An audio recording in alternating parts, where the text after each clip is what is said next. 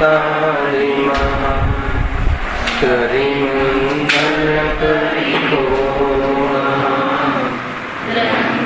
करण को काम जाते मिले समाज सब पावे निज पद राम जे निज भाव सदा सुखल निज नो करो प्रकाश देवं विधि भव दुख करे छे सताना।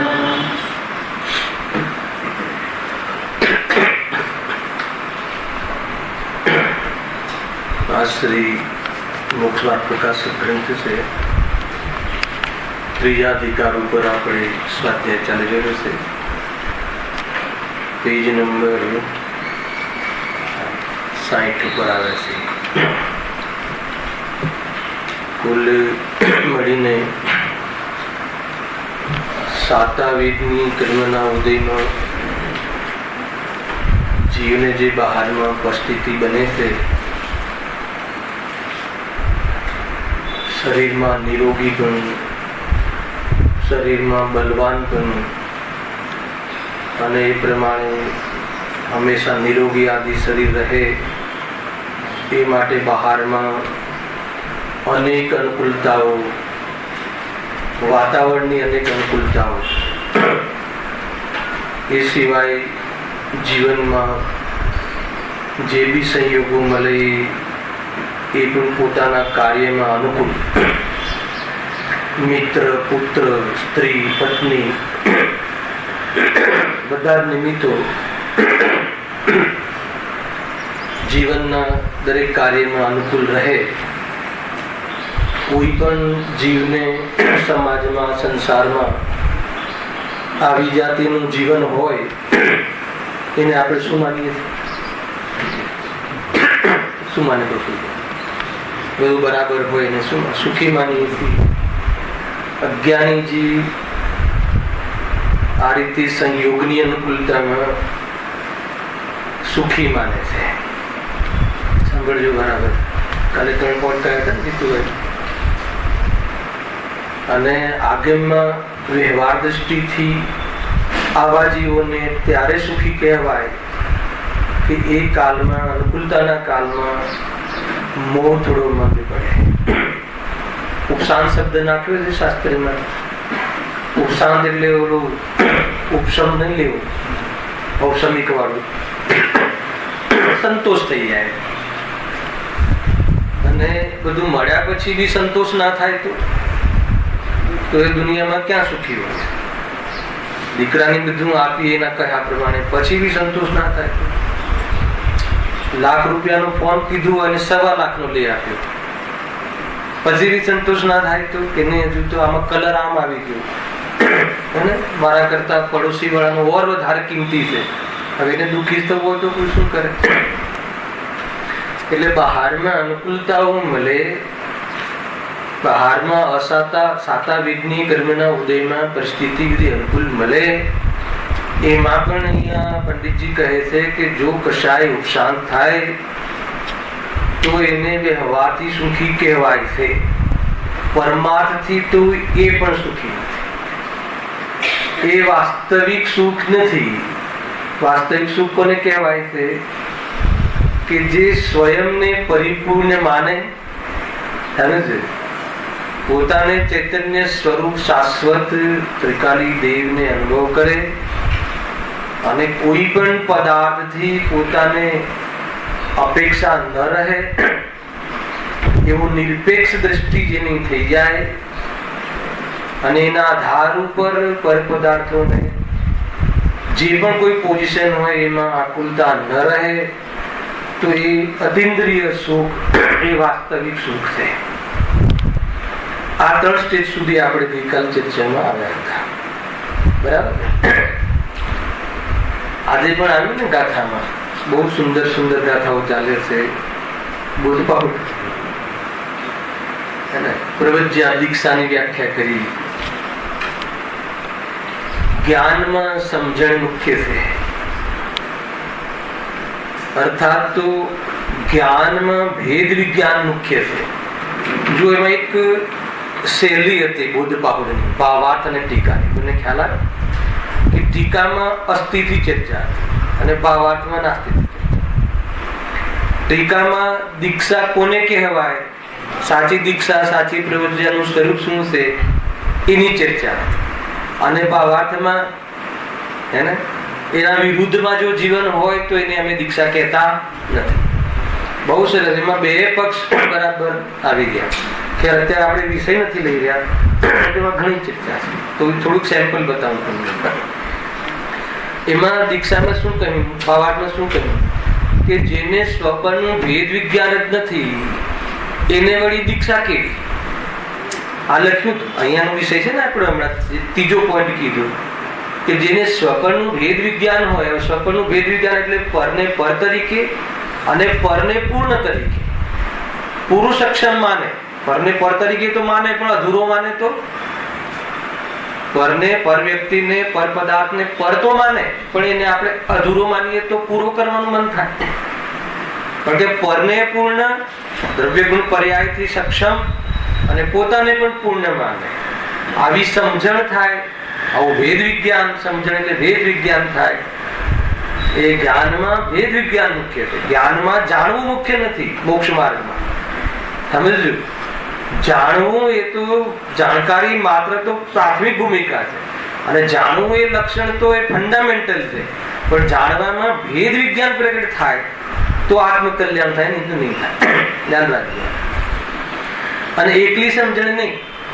કાલે શિક્ષિત શબ્દ વાપર્યો હતો ને, સમજણની સાથે સાથે શું થવું જોઈએ ને, એની શ્રદ્ધા સમર્પિત થવી જોઈએ, શ્રદ્ધા જોડાવી જોઈએ. એ તો કે ભેદ વિજ્ઞાન અમને ખબર તો પડી ગઈ છે કે દેહ અને આત્મા જુદા છે, બધા પોતપોતાના ક્ષેત્રમાં રહે છે, સ્વચતુષ્ટય સ્વતંત્ર છે. તો એ જાણકારી બી લીધી, જાણી બી ખરું, ભેદ વિજ્ઞાન પણ કર્યું, પણ એ વૈકલ્પિક થયું.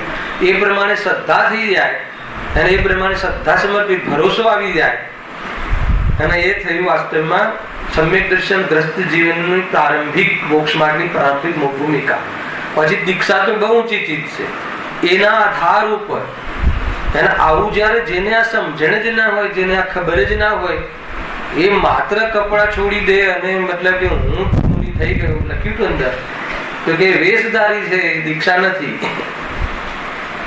વસ્ત્ર પાત્ર આદિથી સુખ નથી એવી દ્રષ્ટિ અને સ્વરૂપમાં પૂરું સામર્થ્ય ભર્યું છે એવી ત્રિકાળીની દ્રષ્ટિ પૂર્વક બહારમાં કોઈ પણ અણુ માત્ર રાખવાનો ભાવ ન રહે.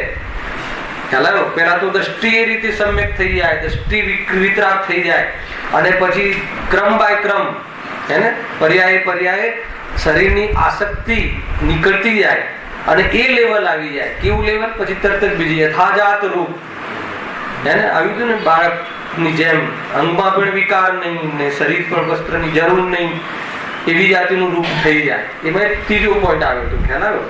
એક વસ્તિકાનો એક વાત આવ્યો હતો એક સાથે, એમાં બહુ જોરદાર લખ્યું હતું. એ કેવી વસ્તિકા? વસ્તિકા એટલે સ્થાન. ક્યાં વસે મુનિ? ક્યાં રહે? મકાનમાં રહે, બંગલામાં રહે, કે ડુપ્લેક્સમાં રહે, કે ક્યાં રહે, કે ધર્મશાળામાં રહે? નહીં, આ બહુ વિચારવા લખ્યું ના અષ્ટપાવલમાં જુઓ, તમે વાંચો. એમાં એક માર્મિક વાત ઉતાવી છે મારે, કે એમાં ટીકામાં એમ કહ્યું કે કોઈએ બનાવીને છોડી દીધું હોય ઘર, એવી વસ્તિકામાં રહે. અને ભાવાર્થમાં શું કહ્યું કે એમના માટે બનાવેલા અપાશ્રયમાં રહે તો કે મુનિ નથી, દીક્ષિત નથી. સમજાય છે? અપાશ્રય કહું છું એમના માટે. એમના માટે માન લો કે આપણે બનાવીએ ને ત્યાગી ભવન, તો કે દોષ છે. એમના માટે બનાવેલા ત્યાગી ભવનમાં એમાં રહે તો કે એમને અનુમોદનાનો દોષ લાગે છે, એટલે એવા મકાનોમાં ન રહે. નવાઈ લાગે તો રહે ક્યાં? તો કે એવા મકાનમાં રહે કે જેનામાં કોઈને કોઈનો અધિકાર ના. આમાં લોકો તમે ત્યાગી ભવન બનાવ્યું તો એમાં ટ્રસ્ટ છે, પર્ટિક્યુલરલી દિગંબર જૈન લોકો જ રહી શકે છે, એમાં તાળું લાગે છે, એમાં નીતિ નિયમનું છે, એની અંદર કોઈ ગમે ત્યારે આવી જાય એવું સાર્વજનિક નથી. તો આવી જાતિની અધિકાર ધરાવતી કોઈ પણ જે સ્થાન કે સ્થળ હોય તો એવી સ્થળનો મુનિરાજ પોતાને વસવા માટે, રહેવા માટે ઉપયોગ કરતા નથી. કરે તો એ મુનિ નથી. બહુ ભારે લાગશે તમને આ તો. પણ જેમ કે એમાં શું ફરક પડી ગયો રહે તો, અરે ધીરે ધીરે એમાં શું ફરક પડી ગયો, મારે 2 બંગલા છે તો 1 બંગલામાં રહે તો, અરે એમાં શું ફરક પડી ગયો મારી સાથે રહે તો મુનિનું સ્વરૂપ જેટલે આ રીતે આવી જશે. એને શું ફરકમાં સંપ્રદાય બની જશે, પ્રથા બની જશે. અને શું ફરક પડી ગયો ભાઈ, કપડા પહેરીને શાસ્ત્ર વાંચે તો શું ફરક પડી ગયો, તો છેલ્લે એક મોટો સંપ્રદાય મોટો ચાલી ગયો, મોટો સંપ્રદાય ચાલી ગયો કે નહીં? તો એમ નથી. તમને એમ લાગે કે નાની નાની બાબતોમાં તો જો આપણે બોલ્યું શરૂ તો લીધું નથી, એના પર 700 કલાક પ્રવચન કરેલા છે, લોકોએ ચર્ચા કરેલી છે. એક મોમેન્ટ એમની, એમના એક વિતરાગી પ્રભુ છે, પ્રભુ મુનિરાજનું તો સ્વરૂપ શું છે, આગળ ન ઉપયોગ કરે પણ શું ફરક પડી ગયો, એક દિવસ રોકાઈ ગયા તો. અરે એ ફરક તને ન પડે, તને ગુરુનો અવર્ણવાદ છે અને એ જીવને એટલો રાગ નથી અંદરમાં, અને રહેવાનો ભાવ આવ્યો તો એ રાગ આવી ગયો તો એને પ્રોબ્લેમ કાંઈ નથી. પ્રોબ્લેમ એટલો છે કે એનું એ પદ ન રહે. આવી લીધું. એમાં મને વિચાર આવ્યો કહેવાનો કે ભાઈ વસ્તિકાનું સ્વરૂપ આવું છે. પેલા ગામના ગાંધરે કોઈ તમે ઘર બનાવ્યું હોય થોડુંક દૂર સ્મશાનની આગળ થોડુંક બનાવ્યું ને છોડી દીધું, ભાઈ કોઈ બી રહે ને એમાં કોઈ બી રહે તો તમને વાંધો ના આવવો જોઈએ, એવું સાર્વજનિક પ્લેસ થઈ ગયું. તો એવા પ્લેસમાં કદાચિત મુનિ હોય તો હોય, નહીં તો ન હોય. પણ બાકી તમે બનાવેલા અપાશ્રયો ને ત્યાગી ભવનો ને મોટા મોટા, અને પછી તો અત્યારે તો ત્યાગી ભવનો ને પછી એમાં તો ફેસિલિટી વાળા ત્યાગી ભવનો. અરે ફેસિલિટી જોઈતી હતી તો ઘર શું ખોટું હેલા નહીં. અરે આજે ધર્મશાળાઓ પણ આપણે બધા ફેસિલિટી જોઈએ. અને પેલા એટલી ટોપ બનાવી, ટોપ એટલે શું, એસી રૂમ, ટીવી, આ બધું કરવું તો ઘર શું ખોટું. આપણે યાત્રાઓમાં પણ કેવી ફેસિલિટી જોઈએ, જેવું કરે છે એવું અહીંયા જોઈએ. અરે અહીંયા તો અભ્યાસ કરવા આવ્યા છીએ, ચટાઈ પર સુવા શીખવા આવ્યા છીએ, ખ્યાલ આવે કે નહીં? ઘરે ડનલોપના ગાટલા, અહીંયા એટલું જોરદાર સંસ્થા, જોરદાર મજબૂત છે, સ્ટ્રોંગ છે, હે ને, બરાબર. એને ધન બધા ડોનરો ટોપ છે. અરે ડોનરો ટોપ નથી, દેવાળું નીકળી ગયું ભાઈ, પ્રભુભાઈ. અરે જે અભ્યાસ નિસર્ગ સાથે રહેવાનો અભ્યાસ હતો ને, કુદરતમાં રહેવાનો જે અભ્યાસ હતો ને, ઝાડ નીચે બેસવાનો જે અભ્યાસ હતો ને, જતો રહે. ખ્યાલ આવે છે? નિસર્ગ સાથે કુદરતમાં રહેવાનો, નેચરલ રહેવાનો, નેચરલ જીવન જીવવાનો, હે ને. ક્યાં ક્યાં રહ્યું? નેચરલ હવા, નેચરલ પાણી, નેચરલ ધૂપ, નેચરલ ભોજન, નેચરલ, બધું નેચરલ હોવું જોઈએ. અને જેટલું નેચરલ હોય ને એટલું દોષ રહિત હોય. અને જેટલું મતલબ કે મેડ હોય, બાય મેડ, એમાં દોષ આવે વગર રહે નહીં. એટલા માટે ફ્રૂટ કેમ નેચરલ છે, કેમ દોષ ઓછા છે એમાં, પાકેલું ફળ નીચે પડી ગયું હોય તો. એના બધું ઘણું છે, ચડનાનું યોગ, પ્રથમાનું યોગ, કરનાનું યોગ. એને એક વાર તમારે ઊંડા ઉતરવું પડશે. આ તો તમને સેમ્પલ બતાવું, મુનિરાજનું સ્વરૂપ ચાલે છે ને, તો એ રીતે તમે વિચાર તો કરો, કેમ આમ લખે છે, ફરક શું પડી? અત્યારના જમાનાના દીકરાઓ છોકરાઓ એમ થાય, યુવકોને કે શું ફરક પડી ગયો? અરે ફરક પડી ગયો નહીં, એનો રાગ વધી ગયો. અને આ કપડા શરીર પર દેખાય છે, રાગનું પ્રતીક છે, શોભા નથી. ખ્યાલ આવે છે? વિકારને ઠાકવાનું પ્રતીક છે. એનો અર્થ કે હજુ વિકાર છે આપણને, હજુ આપણે છુપાવવું પડે છે. ખ્યાલ આવે? હજુ આપણે મતલબ કે આ ઢાંકવું પડે છે, એનો અર્થ વિકાર છે. નિર્વસ્ત્ર નિર્ધન દિગંબર મુનિરાજ યથા જાતૃ, બાળક હોય કેમ જન્મેલું બાળક કેમ હોય, બસ એવું બાળક સ્વરૂપ છે મુનિરાજ, નિર્દોષ, ઇનોસેન્ટ.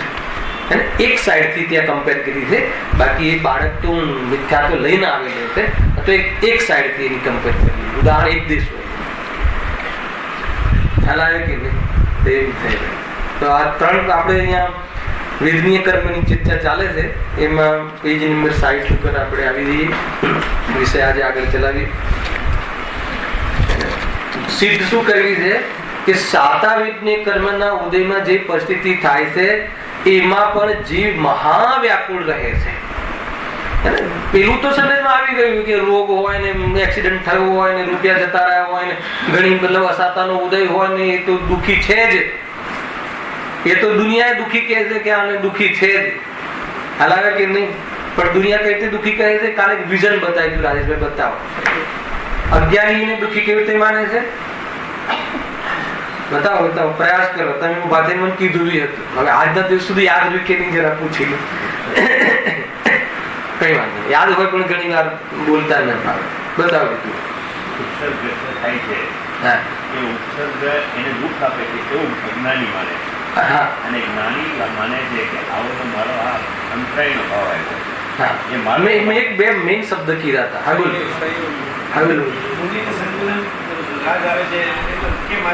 એ અલગ થઈ ગયું. એક વાર મેં પૂછ્યું કે આપણે દુનિયામાં કોઈ વ્યક્તિને તમે દુઃખી જાહેર કરો છો કે નથી કરતા. આપજી બહુ દુઃખી છે, એને દુઃખી તમે ક્યાંથી જુઓ? ત્યારે સંયોગ. બરાબર. હવે સંયોગોમાં હાનિ થાય, સંયોગોમાં હિંતા આવે, શરીરમાં રોગ આવે, બિચારો બહુ દુઃખી છે. તો આપણે એને દુઃખી માન્યો એ કઈ વર્ષથી માન્યો? સંયોગની હોય. અને જ્ઞાની એ વખતે દુઃખી કેવી રીતે માને? મોહની હોય કે જીવ સંયોગથી દુઃખી નથી, જીવ મોહથી દુઃખી છે. એને જો એ સડેલા શરીર ઉપર એકત્વ ના હોત તો દુઃખી ના થાત. હે ને? પણ એ શરીર મારું માને છે ને, એ સંયોગને પોતાનો માને છે ને, અથવા ઘણા સંયોગોમાં સુખ માને છે ને. આપણે બધા જેને બતાવો, કોઈ માણસને સુખી બરાબર કેવી રીતે માને કે વધારે ઇન્કમ હોય, વધારે ફેક્ટરીઝ હોય, વધારે ફ્લેટ હોય, વધારે પ્રોપર્ટીઝ હોય તો સુખી માનીએ છીએ. હવે જેને રવાયક નાનું 100 ફૂટનું ઘર હોય કોઈ સુખી માને દુનિયામાં? અચ્છા, હવે એ બતાવો એક સ્ટેપ આગળ. હવે જેને ઘર રવાજ ના હોય એને કોઈ સુખી માને? જરા વિચારીને કહેજો. બોધ પાવર ચાલે છે. બતાવો. અને એ બતાવ શું કે લોજિક? જો ઘણા બંગલા, ઘણા ગાડી, ઘણું મતલબ પ્રોપર્ટી હોય સમીરભાઈ, બરાબર છે? તમે તમારી જાતને પૂછો, તમે કોને તો બહુ પ્રોપર્ટી, 100 કરોડ નો આસામી, 1000 કરોડ નો આસામી. ગુરુદેવ કહે બિચારો દુઃખી છે, બિચારો બહુ દુઃખી છે. હે ને? બિચારો છે, પાછો દુઃખી છે. પછી ત્રીજું સ્ટેપ શું કહે છે? સુખનો ભ્રમ થઈ ગયો. ચોથું સ્ટેપ શું કહે છે? કે હવે અને સુખની શોધ બંધ થઈ ગઈ. સૌથી મોટો એના માટે તકલીફ. 1000 કરોડ હોય, વાહ વાહ થતી હોય, જય જય બોલાતી હોય, જય જયકાર બોલાતી હોય, હર પ્રસંગોમાં માળા પહેરાવાતી હોય, હર પ્રસંગોમાં એને વીઆઈપી રસોડામાં જમાડતા હોય, ને મોટા મોટા ઉતારા જોરદાર અપાતા હોય, ને જગા પડી જતી હોય, ને ગાડી આવે તો લોકો ખસી જતા હોય.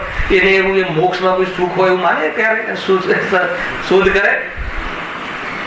એના ગુરુદેવ સીધા પ્રવચનમાં પેલો આવીને બેસે અને કે બિચારો આ શેઠ દુઃખી છે. આ રીતે કહે. તો બહુ નવા જીવને અને એના ઘરના દીકરા દીકરીને લાગે કે છે શું આ? આમ જ કહે. તાકાત રાખે છે અંદરમાં, ભેદ જ્ઞાન છે, સમ્યક દર્શન અંદરમાં, આત્મદર્શન ને અંદરમાં કરુણા છે. એ શેઠ બિચારા શેઠ દુઃખી છે. આ કરુણા લાગે, અને એ શેઠને એમ લાગે છે કે આ ગુરુએ મારા પર કરુણા કરી, ત્યારે એ સાચો સુખ આવે. લાગે પકડાય છે વાત ને? આપણી તો જોવાની જ આદત ખરાબ છે ને. શરીર ઉપર મતલબ વેટ ઘટી ગયું, આ બધું બેસી ગયું મહેન્દ્રભાઈ, તો આપણે શું માને કે બિચારો બહુ દુઃખી છે, સાફ થઈ ગયો. ક્યાંથી? અરે તું શરીરથી એને જોવે છે, એને સંયોગથી એને જોવે છે એટલે દુઃખી માને છે. અને અજ્ઞાની જીવ એને દુઃખી કોને ક્યારે કહેશે? કે જો એને મોહ હોય તો દુઃખી છે, મોહ ના હોય તો મજામાં છે. મુનિરાજને કશું જ નથી હોતું સંયોગમાં. શરીર પર વસ્ત્રનો ધાગો નહીં, ટુકડો નહીં, અને મતલબ કે સુખી કેમ? શું રહસ્ય છે? કેમ કે એને કોઈ બી ચીજનો મોહ નથી, જરૂરત નથી. ખ્યાલ આવે કે નહીં? બહુ ટેકા જોઈએ ને, એ તો વાસ્તવમાં બહુ ટેકાથી ઉભો રહે માણસ. 1000 ટેકા જોઈએ જીવવા માટે, કરોડ રૂપિયા જોઈએ. એનો અર્થ ક્યાં ને? અવલંબન કેટલું મોટું જોઈએ? કશું જ નથી જોઈતું અમારે. અમે જીવિત શક્તિથી જીવીએ છીએ, અને અમારે એ મુખ્ય વાત છે. આખું વ્યાખ્યાન ઉલટો ના આપણે આ કામ લીધું છે. તો ત્યાં તો અસાતાવેદની કર્મના ઉદયમાં તો કહે કે દુઃખી છે, અને બધા દુઃખી એને માને પણ છે. પણ સાતાવેદની કર્મના ઉદયમાં જીવ ઘણો વ્યાકુળ રહે છે. હે ને? બંગલા ગાડી બધું હોવા છતાં ઘણો દુઃખી રહે છે. કેમ? કેમ કે અજ્ઞાનના કારણે. કેમ કે એને આત્માની ખબર નથી, કેમ કે એને સ્વપરનું ભેદ વિજ્ઞાન ખબર નથી. હવે એ પ્રૂવ કરશે કે એ દુઃખી કેમ છે, એની ચર્ચા આપણે આગળ વધારીએ. મોહના કારણે નથી. જો હા, અને મેં એક લોજિક આપ્યું હતું કે કોઈક વેળા કોઈક, જેમ કે એકવાર કોઈ 1000 પ્રોબ્લેમ હોય, મતલબ થોડા પ્રોબ્લેમ સોલ્વ થઈ જાય તો થોડું સુખી થાય. એ રીતે 105 ડિગ્રી તાવ હોય અને 103 થઈ જાય તો થોડું સુખી. પણ એમાં એક શરત મૂકી કે એમાં ત્યાં રોગ ઓછો થાય છે. એમ અહીંયાની કસાયની ડાઉન થાય તો સુખી. એ બી વ્યવહારિક અને ન્યાયથી તો ભેદ વિજ્ઞાન પૂર્વક કસાયને છોડે. તો દ્રષ્ટિ સમ્યક થાય તો જ સાચું સુખ. નહીં તો કેવું સુખ છે? સુખાભાસ સુખ. કેવું છે? ઇન્દ્રિય સુખ. કેવું? કહેવાનું સુખ. કેવું સુખ છે? જેના પછી નિશ્ચય નિયમથી દુઃખ છે, અર્થાત તો સુખ જ નથી. એક શબ્દ કેવું હોય, આટલું બધું લાંબુ ના કેવું હોય તો સુખ જ નથી. ખ્યાલ આવ્યો કે નહીં? ભ્રમમાં નહીં રહેવાનું, સુખ જ નથી. રાજભાઈ, આપણે બધા શાંત થઈ ગયા છે ને, સાતાના જ્ઞાન બસ બધું બરાબર છે, ગુરુદેવની ટેપ 2 ટાઈમ સાંભળી છે, બરાબર, ઘરમાં કોઈ અંતરાય નથી, બધું બરાબર છે. એને આત્માનુભૂતિ કરી કે નહીં? એને એ પ્રવચનમાં જે કીધું કે તું ભગવાન આત્મા છે, એવું ભગવાન આત્માના દર્શન થયા કે નહીં? કે ભગવાન આત્મા છું એવું સાંભળ્યું ખરું, પણ એવું હું છું એવો અનુભવ નથી થયો. તો કે કશું જ નથી થઈ, શરૂઆત જ નથી થઈ. સમજમાં આવે છે કે નહીં? સાંભળો આગળ જો. વળી અસાતાના ઉદયથી થતી અવસ્થાઓમાં તો દુઃખ ભાસે, તેથી તેને દૂર કરવાનો ઉપાય કરે. બરાબર છે? અસાતા વિદ્ય તથા સાતાના ઉદયથી થતી અવસ્થામાં સુખ ભાસે, સુખ છે નહીં, કે નહીં, તેથી તેને રાખવાનો ઉપાય કરે. 2 વાત કહી. અસાતાનો ઉદય આવે તો એને બધી પરિસ્થિતિમાં દુઃખ ભાસે. દુઃખ ભાસે એટલે શું કરે? દુઃખી શાનાથી થતો હતો? મોહથી. દૂર શું કરવાનું હતું? મોહ. શું દૂર કરે છે? આપણે બધા જ કરીએ છીએ. ચિંતાનો વિષય નથી. અરે બહુ ચિંતાનો વિષય છે. કે નહીં? આપણે પરિસ્થિતિ દૂર કરવા મથીએ છીએ કે નહીં? આ તો કે મથીએ છીએ. હવે સાતાવિદ્યમાં શું રોલ થાય છે? હવે સાતાવિદ્યનો ઉદય, હવે એ બીજો પક્ષ લઈએ. કોઈને સાતાવિદ્ય કર્મનો ઉદય છે, એને બરાબર જો, તો એમાં એને શું થાય છે? મોહના કારણે એમાં સુખ ભાસે છે. ખ્યાલ? ભ્રમના કારણે પરિસ્થિતિમાં સુખ ભાસે છે. એટલે એને શું કરે છે? એને રાખવાનો ઉપાય કરે છે કે હવે આ ક્યારે બી આ મારી સ્થિતિ ડે બાય ડે વધે પણ ઓછી ન થાય એવી જાતિનું મેન્ટેન કરવા માટેનો ઉપાય કરે છે. બરાબર? જો આગળ બહુ જોરદાર કેમ કારણ આપે છે. કારણ પ્રથમ તો ફરીથી, તેથી તેને રાખવાનો ઉપાય કરે છે, પણ એ બધા ઉપાયો કેવા છે? જૂઠા છે. સાંભળજો, હવે ઉપાય જૂઠા છે કેમ? જવાબ આપે છે. કારણ કે પ્રથમ તો તેનો ઉપાય આ જીવને આધીન નથી. આવી ગયું છે આગળ, ભવિતવ્યને આધીન છે, અને અહીંયા કર્મ ઉદયને આધીન, નિમિત્ત પ્રધાન કે છે, પણ તારે આધીન નથી. સમજો શું કે છે? પરંતુ વેદનીય કર્મના ઉદયને આધીન છે. અહીંયા કર્મની મુખ્યતા આવી હે ને? વેદનીય કર્મના નિમિત્તને આધીન છે. કોઈને એવું લાગે કે મતલબ મને શરીરમાં રોગ થયો છે, એ રોગની પરિસ્થિતિ મટી જવી, એ દૂર થઈ જવું, એ કોના હાથમાં છે? વેદનીય કર્મના આધીન છે. વેદનીય કર્મ સાતા વેદનીય આવે તો રોગ મટે. તો જીવને એવું લાગે કે તો આ બધી જે હોસ્પિટલો ને બધું બનાવ્યું છે એ બધા પાગલ લોકો છે. કોઈને એવું થાય ને? આ બધું જે અત્યારે એક અરબો રૂપિયા આપે છે લોકો, કરોડો રૂપિયા આપે છે ટાટા બિરલા ના નવા બધા. હવે તો કેટલા ડાયગ્નોસિસ બધા ખુલે છે ને, બધા ટેસ્ટિંગ ના, અને બધા એક અણુમાં રોગ શોધી આપે અને એને પછી મટાડી આપે. બરાબર કે નહીં? તો એ બધું શું છે? કે એ બધું પાગલપન છે, એ બધું ખોટું છે. તો શું સમજવા મારે કહો? પ્રશ્ન ખ્યાલમાં આવે? મારો તર્ક માનો કે તમે એમ કહો છો કે જયારે નસીબથી પૈસા મળે છે, જયારે મતલબ કે પુણ્યના ઉદયથી ધન આવે છે, તો પછી અમે આ કમાવા જવું અને દુકાનો ખોલવી અને એનો વેપાર કરવો ને એ બધું કરવું, એ બધું શું કરવું? બંધ કરતું? પ્રશ્ન તો ગજાનો છે. થાય કે ના થાય? હે ને? મુસાફામાં હોય તો જરૂર પૂછ્યું પંડિતજીને કે પંડિતજી તમે જવાબ આપો, પછી આગળ વાંચો. કે અગર કદાચિત તમે એમ કહો છો કે પુણ્યના ઉદયથી મળે છે, તો આખી દુનિયા જે આ કરે છે, કમાવા જવું અને મતલબ વેપાર કરવા જવું ને પછી આ બધું કરવું ને નાથી પછી બધું ખોટું છે. પ્રશ્ન ખ્યાલમાં આવે કે નહીં? રોગ માટે પછી હોસ્પિટલ. જો રાગ છે એટલે કરે છે, પહેલા તો રાગ કરે છે તું એક, અને રાગને અનુસાર બહારમાં પ્રવૃત્તિ દેખાય છે. એક 2 પોઈન્ટ પહેલા તમે સિચ્યુએશન સમજો. બરાબર છે? એટલે રોગ થયો તો હોસ્પિટલમાં તું જઈશ, પરંતુ તને હોસ્પિટલમાં જે દવા માફક આવી કે ન આવી એનું જે મેન્ટેનિંગ છે એને એ ડોક્ટરના હાથમાં નથી, એ કે વેદની કર્મના હાથમાં ખ્યાલ. અરે ગયો હોય મતલબ કે કિડની કઢાવવા અથવા નળી બ્લોક છે એ મટાડવા અને નીકળી જાય કિડની, એને ગયો હોય આ કિડની બરાબર કરાવવા અને કિડની નું ઓપરેશન આ કિડની નું થઈ જાય, બને જ બનતું. હોસ્પિટલે શું કર્યું? અને જેટલા હોસ્પિટલમાં જાય છે બધા સાજા થઈ જાય છે. પણ જે સાજા થઈ જાય છે, જો હોસ્પિટલથી સાજા થવાતું હોય તો 100% કેમ? તો ડોક્ટરમાં ખામી છે કે એના નસીબમાં ખામી છે? નક્કી કરો. અરે એક ડોક્ટર ઇન્ડિયાનો વર્લ્ડનો ફર્સ્ટ નંબરનો ડોક્ટર, એને દરેકના મતલબ અનેક ઓપરેશનોમાં 20%, 30%, 40%, 50% માન લો કે સક્સેસ જાય છે, બાકીના 50% કેમ નથી જતા અને 50% જ કેમ જાય છે? શું જવાબ છે? તો ત્યાં પછી કોઈ કર્મ થિયરી લાગુ પડશે કે એ 50% જે માફક આવ્યો અનુકૂળતા મળી એનો સાતા વેદની કર્મનો ઉદય છે. હજી આટલેથી વાત પૂરી થતી નથી, સાંભળજો. પેલું સ્ટેપ શું આવ્યું કે દવાખાના આદિ જે થાય છે એ તો જીવને એ તો રાગના કારણે થાય. આ જેટલી બી વ્યવસ્થાઓ છે ને એમાં તમને રાગ દેખાય છે? દ્રષ્ટિ હોવી જોઈએ. આ રાગની દ્રષ્ટિ છે કે દ્રવ્યની દ્રષ્ટિ છે? જીવને બહુ તકલીફ છે દ્રવ્યની દ્રષ્ટિને ખબર જ નથી. બતાવો પ્રકાશભાઈ, આ જેટલી બધી વ્યવસ્થાઓ કરીએ છીએ, વ્યવસ્થાઓ કરવામાં આપણે લાગ્યા છીએ હે ને, એ રાગની વ્યવસ્થા છે કે વિતરાગ થવાની વ્યવસ્થા છે? તો આ રાગની વ્યવસ્થા લાગે, આ તો રાગના કારણે બધી વ્યવસ્થાનો ભાવ છે એમ લાગે તો દ્રવ્ય સ્વભાવની દ્રષ્ટિ છે ને, કેમ કે આ મારું સ્વરૂપ નથી એમ એને ખ્યાલમાં છે. સમજમાં આવે છે? બરાબર. અચ્છા, એ વ્યવસ્થા છે. તો એક પેલો જવાબ એ થયો. બીજો, ભલે ચલો ત્યાં ગયા, હવે ત્યાં ગયા પછી એ સંબંધી એને અનુકૂળતા રોગ મટો કે ના મટો એ દવાને આધીન નથી. આપણે તરત જ આને આમ કર્યું તેમ કર્યું નહીં કે તારા કર્મને આધીન છે, ત્યાં સુધી બી દમ નથી. ચલો મટી.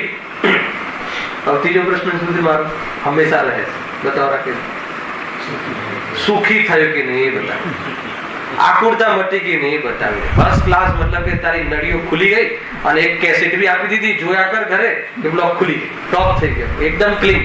4 મહેમાન ખબર જો આવે તું હાર પ્રોજેક્ટ હમણાં બતાવું, ખોલો પાછા, કલાકો બતાવે છે તારું સ્વરૂપ નથી. પેલા કે નહીં બરાબર બતાવે ને પેલાને રસ ના હોય, પેલો ખાલી પૂછવા આવ્યો હોય એટલું 2 કલાક એ આકુરતા કરે ને આને આકુરતા થાય. કેવું નાટક હોય છે! જે ચીજમાં કાંઈ ભૂલવા જેવું છે, જેમાં કાંઈ યાદ રાખવું નથી ને વારંવાર જ્ઞાનનો ધ્યેય બનાવે. હવે ખ્યાલ આવે બરાબર? અહીંયાથી આમ અરે નસે તારી એ બધું તારું દુઃખ મારે શું છે? જીવને થાય ઘણી વાર અંદર બહુ કન્વિન્સ કરે આપણને, તો આપણે શું થાય? અને કોઈ કાચો પોચો હોય તો પોતાની નળીનો વિચાર કરે, બહુ પ્રોબ્લેમો ક્રિએટ થાય. બતાવવાની વાત એ છે કે મને બતાવો કે હર સમય થઈ ગયા પછી બરાબર એ કેસેટને લોકમાં રાખે છે, તાળામાં રાખે છે બરાબર, તો એ નિરંતર એને હવે શું થશે? એક પગથિયું ચડવું હોય તો, એક પગથિયું ઉતરવું હોય તો, બધું દરેક હર સમય હર મોમેન્ટમાં નહીં. હવે નહીં તો શું નિરાકુર છે? તો નિરાકુર કેવી રીતે થવા? હવે બતાવી દો જોડે. ખ્યાલ આવે કે એક જ ઉપાય છે. દેહ તારો નથી, સત્ય આ છે, પરમ સત્ય આ છે, ત્રિકાળ સત્ય આ છે. દેહ તારો છે, ક્ષણિક સત્ય છે. દેહ તારા સંયોગમાં છે અને તારો કહેવામાં આવે છે વ્યવહાર સત્ય છે. એટલે એ તો વ્યવહાર સત્ય બી એ બતાવું, વ્યવહાર સત્યમાં બી પરમાર્થ છુપાયેલું છે. આ તે કરેલા ખોટા અપરાધના ભાવે તને આવા શરીરો મળે છે. સડેલું શરીર મળે છે નથી કેવું મારે જવા વાળું શરીર મળે છે. અરે એવું કોઈ કમાલ કરી દે કે નિર્વાણ થઈ જાય, કે મળે નહીં ને જાય નહીં અને જરૂર ના પડે, એવું એક ઉપાય છે. કયો ઉપાય છે? મોક્ષ માર્ગ. ખ્યાલ કે નહીં? શું છે ઉપાય? મોક્ષ છે કે નહીં? આ છે. હૃદયમાં વિચાર કરજો. માર્ગ મળ્યો છે. ગુરુદેવ વારંવાર કહે કે આ વેપારીને માર્ગ મળ્યો છે. મીઠું મરચું વેચીને ગુજરાન ચલાવવા વાળાને, એમાં સુખી અને એમાં સંતુષ્ટ થઈ જવા વાળા જીવને આટલી મોટી વાત મળી છે. એટલે એને જરા લાગે છે કે આવું હોય. અહીંયા આજે 100 ના ભાવ 110 થઈ ગયા અને 10 મળે, એ સુખ હોય કે આ સુખ હોય? ગુરુદેવ આ કહે છે, સાંભળ્યું વારંવાર. મને બહુ વાર વિચાર આવ્યો કે ગુરુદેવ હા ને વાણિયાને મળ્યું છે, વેપારીને મળ્યું છે. તેજ ક્ષત્રિય હોવો જોઈએ ને, ધાક દઈને બહાર નીકળે. છે શું આ બધું? ક્યાં સુધી? હે થોડું મતલબ કે બહારમાં કોઈ એક 12 એક નાનો આપણો દીકરો આંગળી પકડે એટલે ચાલ્યો જાય સંસારમાં, અને આ બાજુ આચાર્ય દેવ ને બે હાથ પકડીને ઊંચો કરે તો કે મહારાજ હમણાં શાંતિ રાખો કરે છે. તમે આવે લાગ્યું? સમજો આ વાત બહુ સમજવા જેવી વાત છે, હે ને? ક્યાં ક્યાં અટક્યા છે? વૈરાગ્ય બી સાથે અધ્યાત્મ બી એટલું સુંદર છે. પંડિતજીની શૈલી પણ એક એવી જગ્યાએ આપણને અંદરમાં અને આંદોલિત થઈ જાય મન. ક્યાં અટક્યા છે? શાને માટે સમજ આવે છે? બતાવો. વાત એ છે કે ચલો તબિયત સુધરી ગઈ, બધું બરાબર થઈ ગયું, સુખી થયું, આકુટતા છે અહીંયા એ લખે છે. જો પ્રથમ તો તેનો ઉપાય આજીવને આધીન નથી. પહેલા તો એક બ્રહ્મ વાક્ય સિદ્ધાંત કથન તારા હાથની વાત નથી. તો કોના હાથની વાત છે? તો એક ઉપાદાનની ઓરથી ભવિતવ્યને આધીન છે, નિમિત્તની ઓરથી વેદનીય કર્મના નિમિત્તના આધીન છે, તારા આધીન નથી. સાતા વેદની નો ઉદય જ્યાં સુધી નહીં આવે ત્યાં સુધી અરે ઘણા જીવ ઝેર ખાઈ જાય અને રોગ ભરી જાય. કેમ આવું થાય છે? ખબર કે છે ને ઇતિહાસમાં ઉદાહરણ, પેલા એક આંધળો વ્યક્તિ હોય છે તો અથડાય છે કોઈ જગ્યાએ, અથડાય છે તો ફૂટી જાય છે. ફૂટી જાય છે એટલે ગંદુ નીકળી જાય છે તો રોશની આવી જાય છે આંખમાં આંખ દેખતી થઈ જાય. એટલે નોર્થ એમ નથી દરેક ને મતલબ અથડાય નથી રોશની લાવી, ઉલટું નહીં કરતા. ખ્યાલ આવ્યો કે નહીં? કેવું સ્વરૂપ છે? તો જીવને એ વખતે સાતા નો આવે એ સાતા માટે થયું કે અસાતા માટે થયું એનો નિર્ણય કઈ રીતે થાય? જોવાની તારી ઈચ્છા છે દુનિયાને, અને જોવાની તને અનુકૂળતા મળી ગઈ, કઈ રીતે મળી એ ખબર નથી, મારે નથી જાણવું. અથડાવાથી મળ્યું કે ડોક્ટરના ઇન્જેક્શન થી મળ્યું કે શાનાથી મળ્યું એ કશું નહીં, અનુકૂળતા મળી ત્યાં સમજશે કે તને સાતા વેદની કર્મનું છે. પણ ત્યાં સુધી વાત નથી ચાલતી, પણ ત્યાં મોહ હશે તો એ પોઝિશનમાં પણ તું દુઃખી થઈશ. એટલે દુઃખી થવા માટે મોહ ઉપયોગી છે અને સુખી થવા માટે મોહનો અભાવ ઉપયોગી છે. બે વસ્તુ. પ્રયાસ મોહનો અભાવ કરવો. અને મોહનો અભાવ કેવી રીતે કરવો? તો કે હું મોહ રહિત છું એને જોવો, બસ આટલું જ છે. આત્મા મોહ રહિત છે, ભ્રમ મટી ગયો. મોહ એટલે ભ્રમ. આત્મા ને શરીર ભિન્ન છે, જેના માટે તું આખું જીવન વિતાવે છે. અંતમાં એવું પેપર ફૂટે છે કે તું છે જ નહીં. આપણે કોઈમાં કિસ્તો ભરી હે ને, ઇન્સ્ટોલમેન્ટ ભર્યા અને છેલ્લે એવું લાગે કે જેના ઇન્સ્ટોલમેન્ટ ભરીએ છે એ તો આપણી પ્રોપર્ટી જ નથી. કેવું થાય પ્રકાર છે? સાચું ચંદ્રકાંત કેવું થાય? છેલ્લે કેવું લાગે? આટલો મોટો મૂર્ખ બની ગયો. સમજમાં આવે છે? હા, એટલે કિસ્તો ભરતો જાય છે. કસાની? શ્રદ્ધા જ્ઞાન ની. કોના માટે? દીકરા માટે. અમારા દીકરા, અમારી દીકરી, અમારું ઘર, અમારો સમાજ, મારી સંસ્થા, મારું કરે. અને છેલ્લે પછી એકદમ છેલ્લે ડોક્ટર કહે ભાઈ હવે તમારી ટાઈમ ગણાઈ રહ્યો છે, તો કે આ બધું મારું, તો કે તું જ નહીં, તારું. ડોક્ટરે કહેશે તારે જવાનું છે, ડોક્ટર એટલું તો કહેશે ને. તો પછી એમ લાગે કે આ શ્રી ગુરુ મને કે કરતા હતા કે તારું છે નહીં, અને હું સમજ્યો નહીં ને મારું શ્રદ્ધા જ્ઞાનના જે બધા ઇન્સ્ટોલમેન્ટ છે એનું સમર્પણ છે એટલું બધું નિરંતર કરતો હતો, એકત્વથી કરતો હતો. હવે દુઃખી થાય છે. ખરા સીધું લોજિક છે, એટલું લોજિક છે કે આમાં કોઈ પણ રીતે કાંઈ એવું બહુ મોટું કોઈ સમજી નાખવાનું એવું નથી. જેટલું આપણે સીએ ની એક્ઝામમાં ભવ્ય ને, હા બરાબર છે, એટલું બધું ઝીણવટથી બધું સમજીએ છીએ. એ મતલબ કે એક તમારે એક પીસ સેલ કરવું હોય તો એના માટે એટલું દિમાગ લગાવીએ છીએ ને, એટલું દિમાગ અહીંયા નથી લગાવવાનું કે જેમાં સુખી થવાય છે, અને ત્યાં દિમાગ લગાવીને પણ સુખી નથી થવાનું. નક્કી કરી લેજો આજે. સમજમાં આવે છે? એ છે રહસ્ય તો આ નીકળ્યું ભાઈ. જો શું કહે છે? કારણ કે અસાતા મટાડવા માટે અને સાતાની પ્રાપ્તિ અર્થે તો સર્વ જીવો પ્રયત્ન કરી રહ્યા છે, બધા કરી રહ્યા છે. શું પ્રયત્ન કરીએ છીએ? અસાતાના ઉદયમાં એ પરિસ્થિતિને દૂર કરવા, અને સાતાની પરિસ્થિતિ આવે તો એક પાર્ટી ટોપ મળી ગઈ, ભવ્યનભાઈ ટોપ પાર્ટી મળી ગઈ કે જે આપણને 5-10 કરોડ નો બિઝનેસ આપે. હવે પાર્ટી ક્યારે ના તૂટે એવો પ્રયાસ કરીએ છીએ કે હવે પાર્ટી ક્યારે ના તૂટે એના માટે શું કરીએ? જે કરવું કોઈ કરીએ, બધું જ ખવડાવવાનું, એને બધું એને ફરવા લઈ જવાનું, સ્ટેશન થી લઈ આવવાનું, સ્ટેશન મૂકી આવવાનું, બધું આ બધું શું છે કે પાર્ટી ક્યાંય જાય નહીં, અહીંયાથી બીજા દુકાનમાં જાય નહીં. બરાબર 3 દિવસ બોમ્બેમાં આવ્યું હોય ને તો હલવો ના જોઈએ.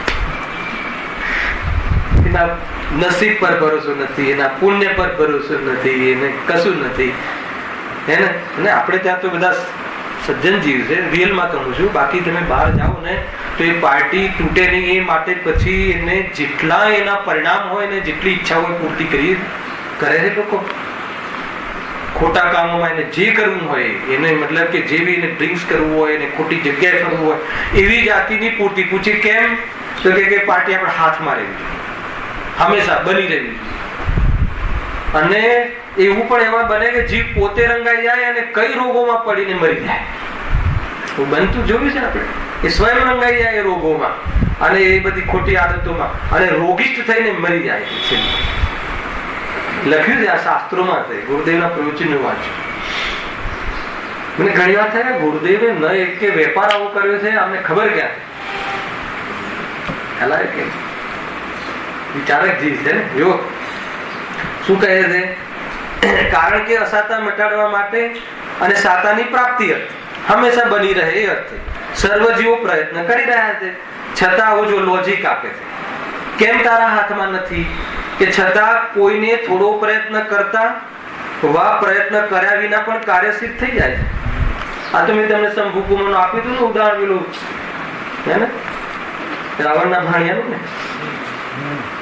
વિદ્યા સાધે છે અને બસ લાસ્ટમાં એ જયારે પ્રાપ્ત થવાની હોય સીધું લક્ષ્મણના હાથમાં. બરાબર આપણે ટેન્ડરમાં બરાબર તૈયારી કરીએ, એકદમ બરાબર તૈયારી કરીએ અને આપણી જ ઓફિસનો એક વ્યક્તિ ફૂટી જાય એટલે આપણે ભરીએ 50 રૂપિયા ને 50 પૈસા ટેન્ડરમાં ભરીએ અને પેલાને ખબર પડી જાય બધી મહેનત તો આપણે કરી બરાબર, આમ છે તેમ, જે ઓફિસરો પાસેથી લીધું કે કેટલું પાસ થશે ને શું થશે, અને છેલ્લે એક વ્યક્તિ ફૂટી જાય, આપણું કરમ ફૂટેલું એટલે. અને એ પછી કહી દે પેલા બીજી આપણા કોમ્પિટિટર ને કે આને 50-50 નું ટેન્ડર છે, એટલે છેલ્લે સમય ઓનો ભાવ ભરવાનો બાકી રાખે ને ત્યાં જઈને 50 રૂપિયા ભરી દે. હવે સીધો આખો ટેન્ડર એના હાથમાં ધાર દે. શું થયું? આપણને એમ લાગે છે કે આને માયાચારી કરી એટલે એવી માયાચારી કરાવીએ છીએ, એમ નહીં સમજતા. અને હું તો કઉ છું કે ટેન્ડર એને મળી ગયું, સાંભળજો બરાબર, ટેન્ડર મળી ગયું એ નફા માટે મળ્યું છે કે નુકસાન માટે મળ્યું છે ખબર તમને? એ કોઈ દિવસ વિચારી છે પ્રફુલભાઈ? માન લો કે તમને ઓર્ડર મળી ગયો, એ નુકસાન થવા માટે, પૈસા ત્યાં મરી જવા માટે, કે ત્યાં પછી ડોલરનો ભાવ ઘટી જાય તો નુકસાન થવા માટે ઓર્ડર મળ્યો છે. એ નુકસાન તો અલગ, અને એવા રચા પચા થઈ અને મંદિર ભૂલી જઈને મોટું નુકસાન માટે મળ્યો છે કે શું? એ તો તમે આપણે વિચારતા જ. અરે કયું નુકસાન ને શું નુકસાન ને શાંતિથી જીવન, અને હર સમય આકુલતા, હર સમય આકુલતા. સમજમાં આવે છે કે નહીં? બહુ વિચારજો. હું એટલે પ્રેક્ટિકલ વાત કરું છું કે આ બધું થતું હોય. ખ્યાલ આવે કે ઠીક છે? જો કોઈને થોડો પ્રયત્ન કરતા વા પ્રયત્ન કર્યા વિના, થોડો પ્રયત્ન કરે તો એ કામની સિદ્ધિ થઈ જાય. અરે ઘણા પ્રયત્ન કર્યા વિના કાર્ય સિદ્ધિ થઈ જાય, ઓર્ડર મળી જાય, ઓટોમેટિક મળી જાય. હવે બની શકે કે ઘણી વખત હું વિચારું છું, જસ્ટ તમને રોજ વિચારું છું કે મલાડમાં ડેલી પ્રવચન કરવાનું સાંભળી જાય તો ત્યાં સુધી બહાર પાર્કિંગ છે, તો અમે આપણે ગેટની આગળ આપણે ક્યાંક આપણું ગેટમાં કોઈ અવર જવર નથી એટલે ત્યાં પાર્કિંગ કરી દઈએ. આજુબાજુ બધી જ મોટરસાયકલ બધા આવે અને પાર્કિંગ કરવા પ્રયાસ કરે. હવે હું પ્રવચન મારું પૂરું થાય ત્યાં સુધી એ જગ્યા મેં બ્લોક કરી, બરાબર છે. હવે જેવું મારું પ્રવચન પૂરું થાય એટલે હું ગાડી બહાર કાઢું. હવે પેલો ક્યારનો 10 મિનિટ પહેલા આવ્યો હોય પાર્કિંગ શોધીને ક્યાંક પાર્કિંગ કરે. હવે આને જેવું આવે ગાડી કાઢીને એ વખતે ઓલો આવે પાર્કિંગ ધડાક કરીને મળી ગઈ. બતાવો શું સમજ ખ્યાલ આવે કે દિલ્હી મને આ વિચાર આવે છે કે જો આને પાર્કિંગ મળી ગયું અને એના પહેલા 5-7 મિનિટ પહેલા આવ્યો હશે તો આ બધી જે એડજસ્ટમેન્ટ છે, આ બધી ટ્યુનિંગ છે, એ બધું કઈ રીતે કોણ મેન્ટેન કરે છે? તો કે કર્મથી આ પ્રકૃતિની વ્યવસ્થા છે. પ્રકૃતિની વ્યવસ્થામાં કે આપણું કઈ નથી ચાલતું.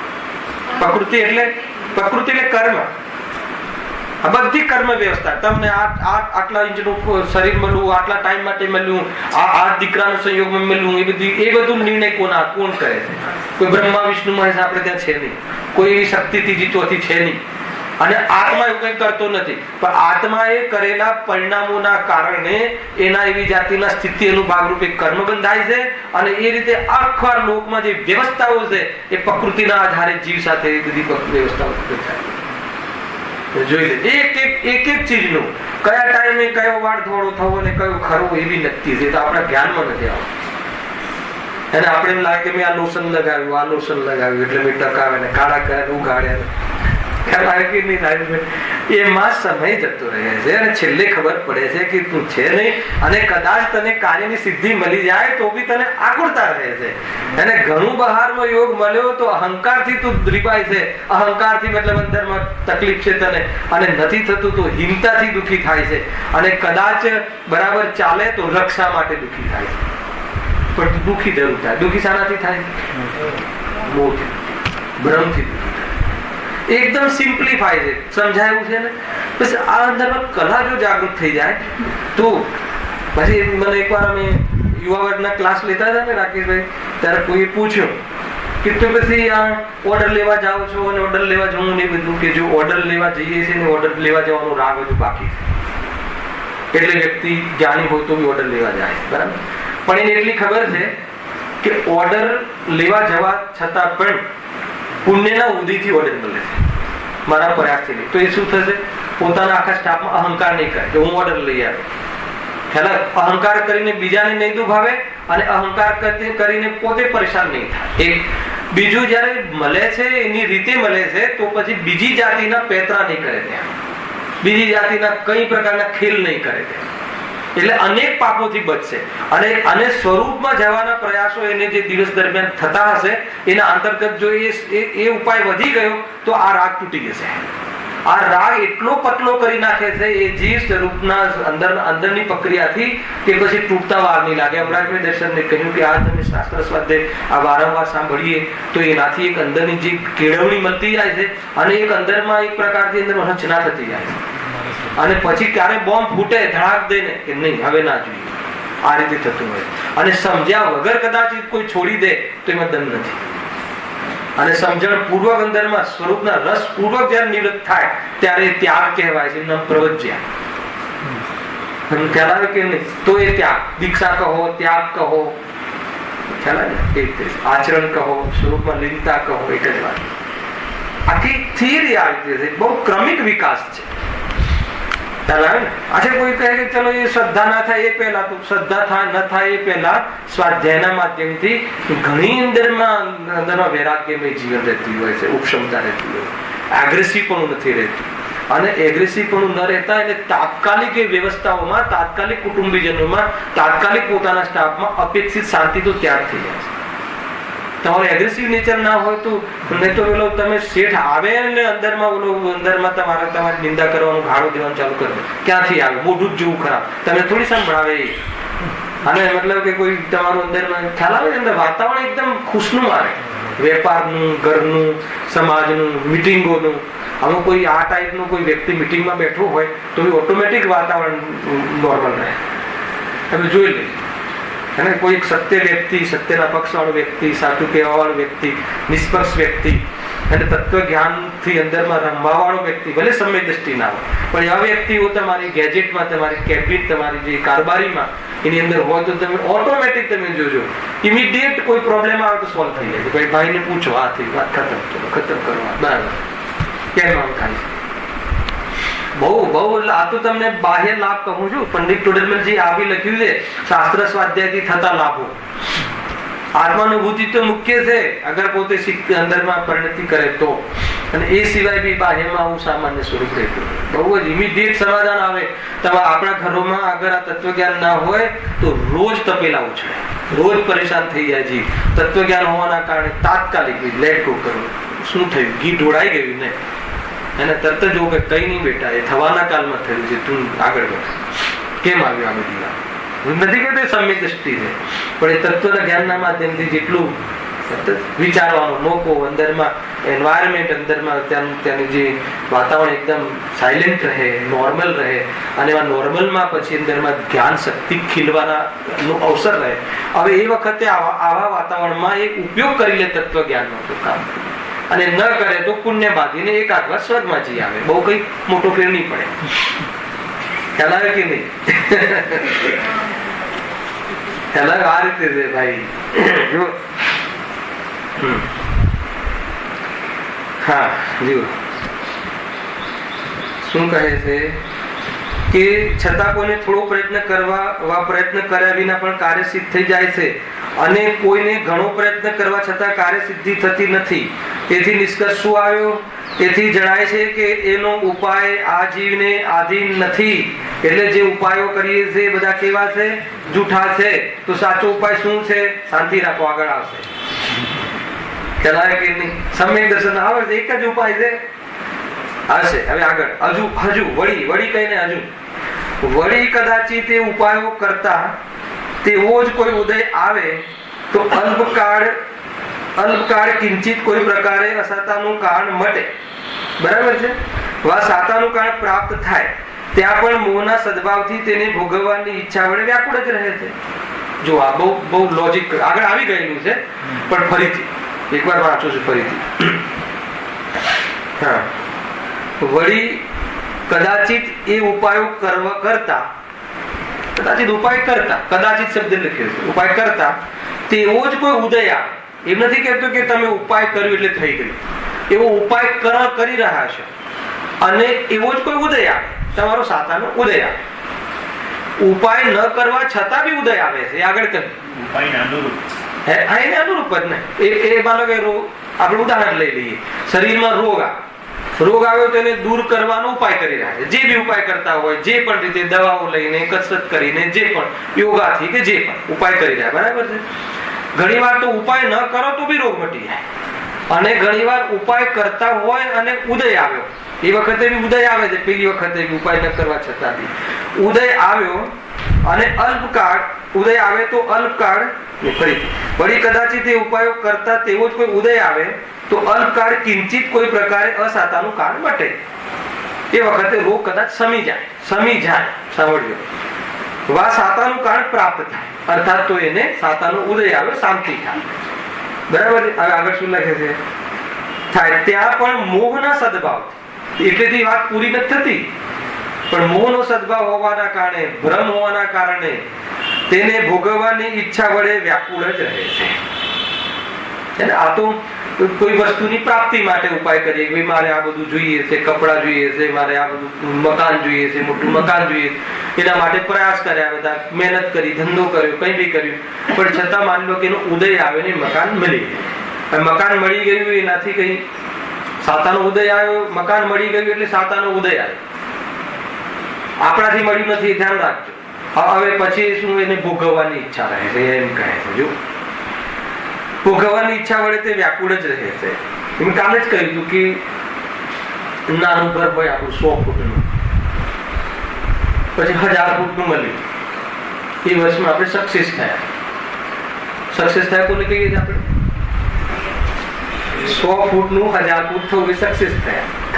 વ્યંગાત્મક છે, અને કોઈ નહીં સમજતા કે હા જો સક્સેસ થયા ને. અરે વ્યંગમાં કહ્યું છે, આપણે એવું માની સક્સેસ થયા એટલે સુખનું સાધન વધ્યું. ઘણી વખત 100 ફૂટની અંદર જે સમથી રહેતા હતા ને, 1000 ફૂટમાં સમથી નથી રહેતા, કારણ કે બધા રાગીરીઓ હશે ત્યાં. હવે માસ્ટર બેડરૂમ છે ને, મને મળ્યું, અને માસ્ટર બેડરૂમ જો અગર નાના દીકરાને આપી દીધો તો એ આજીવન આકુરતાનું કારણ બને છે. હર સમય સાંભળવું પડશે. અમે તમારી સેવા કરી, નાના છોકરાના લગ્નમાં બી અમે બધી મહેનત કરી, અને જયારે આપણે રહેવાનો વારો આવ્યો એટલે તમે સારું રૂમ આપી દીધું. દર વખતે સાંભળો, અને સાંભળીને તમે થોડી જ્ઞાતા દ્રષ્ટા છીએ આપણે. ખ્યાલ આવે? જ્ઞાતા દ્રષ્ટા હોય તો પ્રોબ્લેમ નથી. મને કહ્યું કેમ કે મેં આપ્યું છે. પછી બધી રામાયણ ચાલુ, હે ને? બધી સિરિયલો બધી ચાલુ રહે છે, ધારાવાહી. ટીવી વાળો થાકી જાય, પણ આપણે ન જોવામાં થાકીએ કે ન કરવામાં થાકીએ. બરાબર છે કે નહીં? સંસારમાં આ દશા છે ભાઈ. જો એમ કહે છે, જો ઈચ્છા વડે તે વ્યાકુળ જ રહે છે. એક ભોગ્ય વસ્તુ ભોગવવાની ઈચ્છા થતા તે વસ્તુ જ્યાં સુધી ન મળે ત્યાં સુધી તો તેની ઈચ્છા વડે વ્યાકુળ થાય છે. પહેલા તો એ વસ્તુ ન મળે ત્યાં સુધી વ્યાકુળ રહે છે. એ તો બધાને અનુભવ સિદ્ધ છે, બરાબર. તથા એ વસ્તુ મળતા તે જ સમયે અન્ય વસ્તુ ભોગવવાની ઈચ્છા થાય. આગળ આવી ગયું હતું. એને ઈચ્છાનો થંભાવ નથી. આ શબ્દ આવે હે ને. એક ઈચ્છા પૂરી થતા બીજી ઈચ્છા, ખાતો હોય ને દુકાન જવાનું ઈચ્છા ચાલુ થઈ જાય, કઈ ને કઈ ઈચ્છા સ્ટોપ થઈ જાય ને ત્યાં નથી. એ વાત જેથી તે વ્યાકુળ રહે છે. જો ઉદાહરણ આપ્યું છે, જેમ કોઈને સ્વાદ લેવાની ઈચ્છા થઈ, હવે તેનો સ્વાદ જે સમયે લીધો તે જ સમયે અન્ય વસ્તુનો સ્વાદ લેવાની એવા સ્પર્શન આદિ કરવાની ઈચ્છા ઉપજે છે. અથવા એક જ વસ્તુને પ્રથમ અન્ય પ્રકારે ભોગવવાની ઈચ્છા થાય, તે જ્યાં સુધી ન મળે ત્યાં સુધી તો તેની વ્યાકુળતા રહે.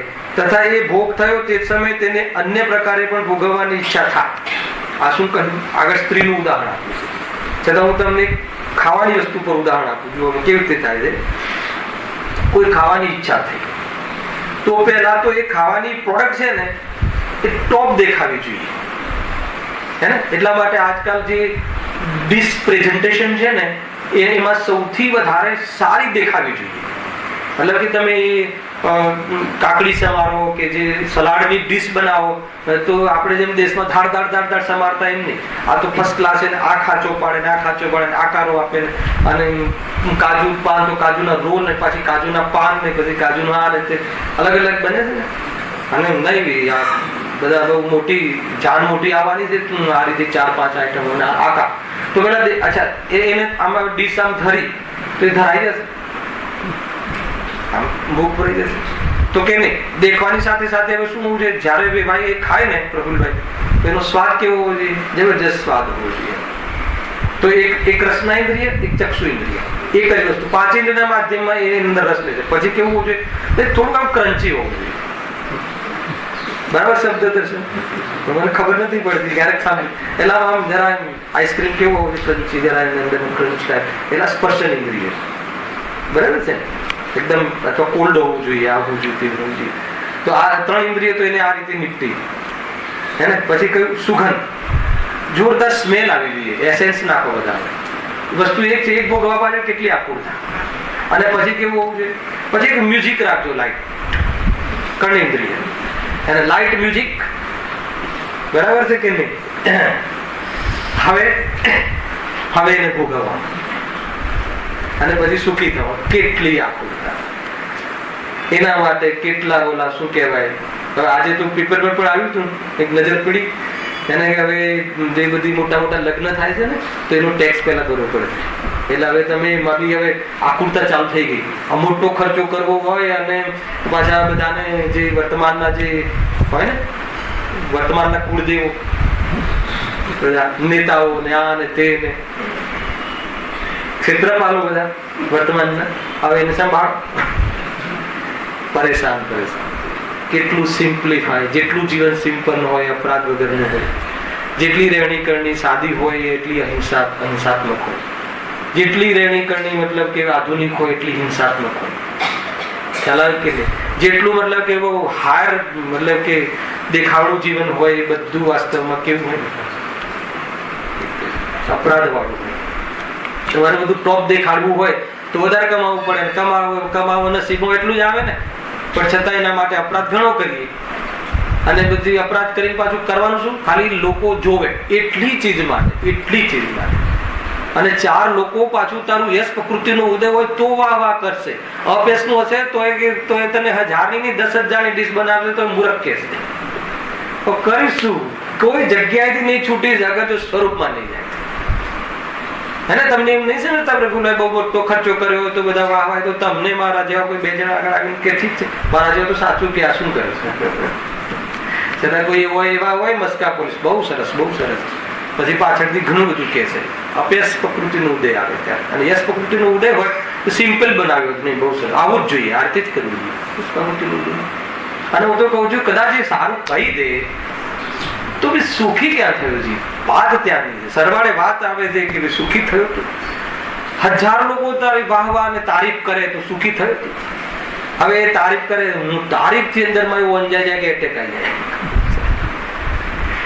તો એવું બને છે કે નથી બનતું?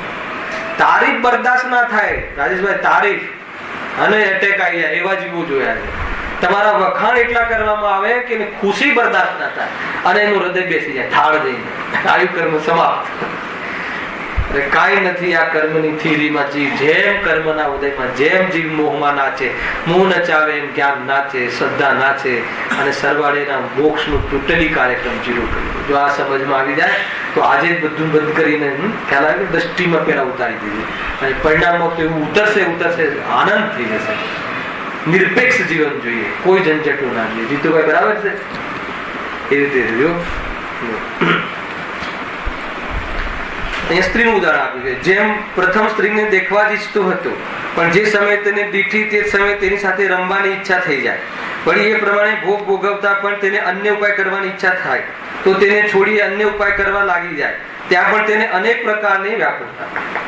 ટૂંકમાં એ ભોગનો આનંદ પણ આ મોહિત જીવ એ ભોગવતા ભોગવતા વળી પાછો ઉપયોગ બીજે જાય તો ભોગનો આનંદ પણ લઈ નથી શકતો. આનંદ છે જ નહીં તો પણ એ કહે જ અહીંયા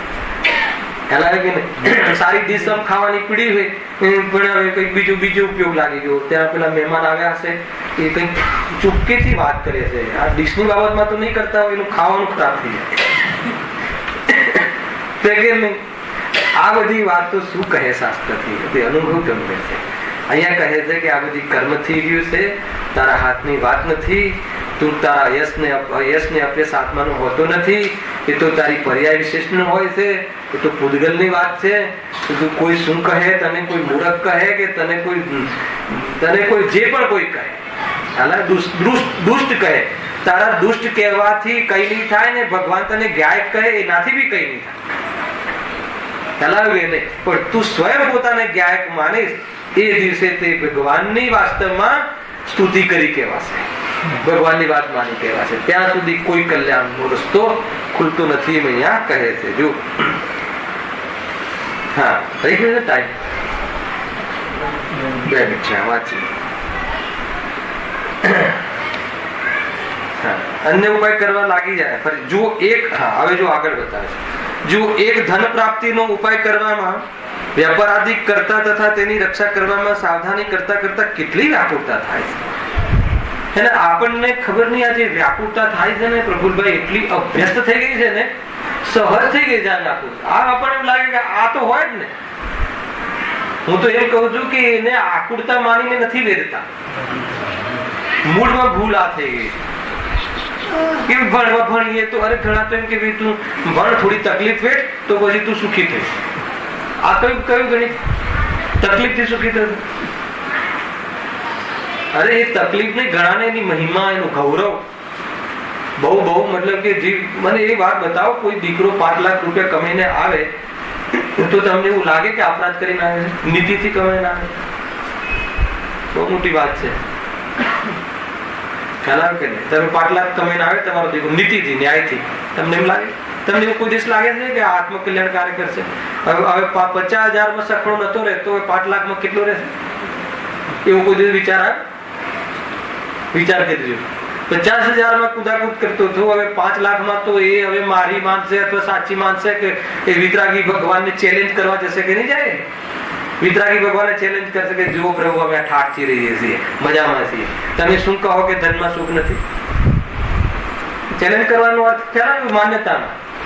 બહુ વિચાર કરજો, બહુ વિચાર કરજો. આ સંસ્કાર બહુ જરૂરી છે. અને દેહથી ભેદ વિજ્ઞાન અને આત્માની અનુભૂતિ એ સિવાય કોઈ બી વસ્તુ પોતાને નિર્મલ ને નોર્મલ કરે એવું છે જ નહીં.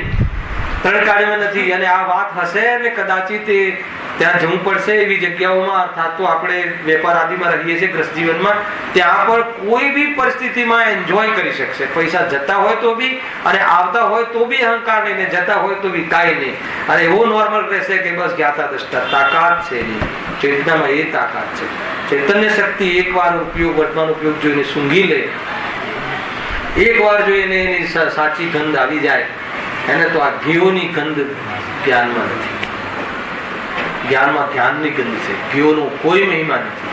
ઘણા ગેવો હોય તો શું થઈ ગયું અને ગેવો ન હોય તો શું થઈ ગયું. આત્મામાં ગેવોને કરાવવાળું જ્ઞાન લબાલબ ભરેલું છે અને જ્ઞાનની સાથે એવા અનંત ગુણ અને એવી અનંત શક્તિઓ લબાલબ ભરેલી છે. એવું અનંત સામર્થ્ય વાળું આત્મા હોય છે. એવા ગાયકની પૂજા કરો, એવા ગાયકની આરાધના કરો. માર્ગ તો સાધનાનો, આનું નામ સાધના. અને આને લઈને જે અંદરમાં સ્વરૂપમાં લીનતા થાય એ તો બહુ શાબાશીની વાત છે. શિક્ષા કરો આગળ સહજાનંદી